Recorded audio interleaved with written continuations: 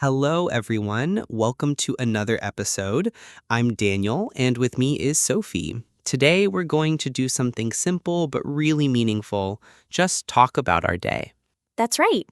People often think conversations need to be about big events, but honestly, daily life is what connects us most.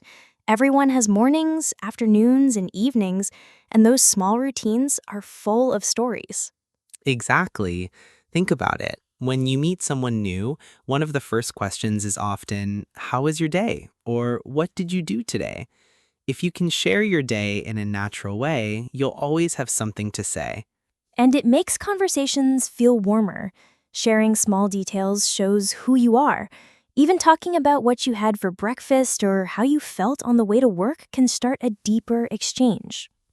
So today, we'll walk through an ordinary day, morning to night, and share those moments as if we're just chatting with a friend. Let's begin with the morning. My mornings usually start with an alarm that feels way too early. I open my eyes, stare at the ceiling for a second, and fight with the thought of staying in bed, but then I remind myself the day won't wait for me. I feel the same.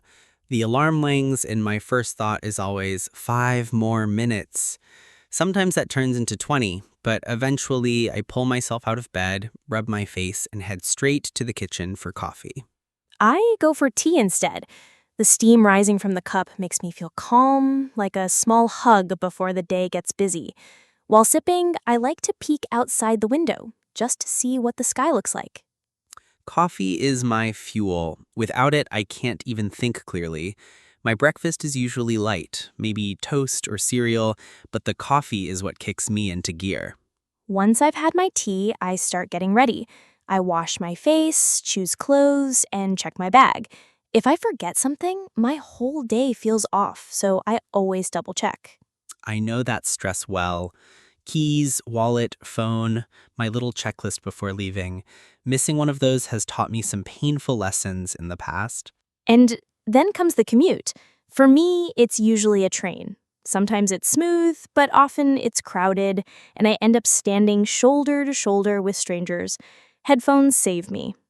My commute is by par. Traffic can be rough, and sometimes it feels like I spend half my life waiting at red lights. I put on music to stay sane, singing along quietly while no one's watching.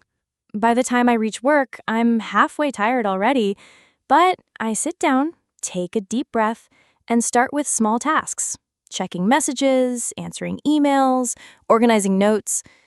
For me, the first hour is about warming up. I look at the day's tasks, decide where to start, and try not to feel overwhelmed.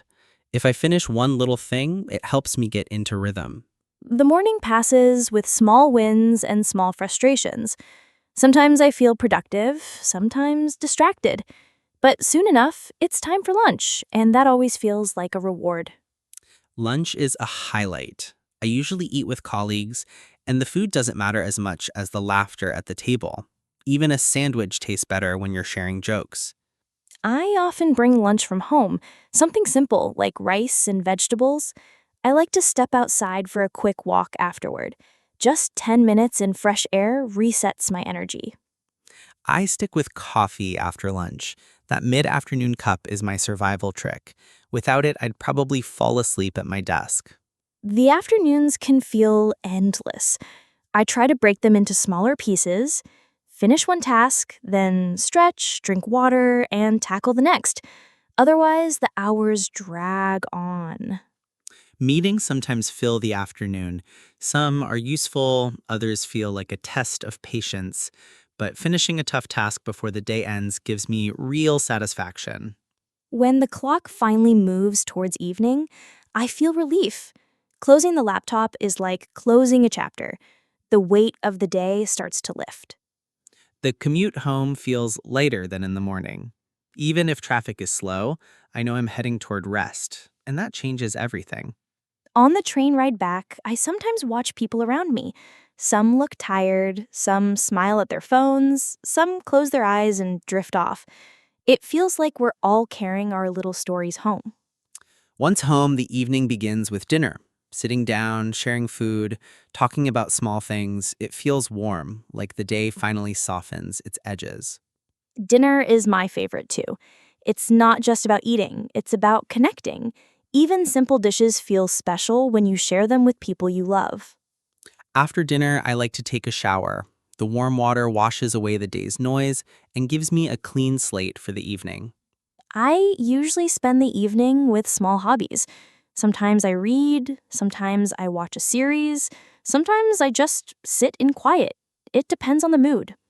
I often call a friend or listen to music. Even half an hour of that makes the evening feel complete. It's like a gentle pause before the night. As night comes, I prepare for bed.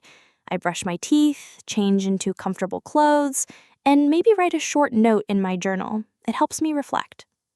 I read a few pages of a book and then I let sleep take over. The day closes slowly, almost like a curtain falling after a play.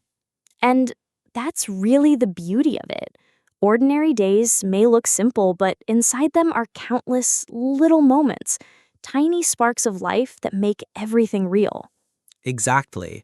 We often chase big events, but most of life is built from mornings, lunches, commutes, and quiet nights.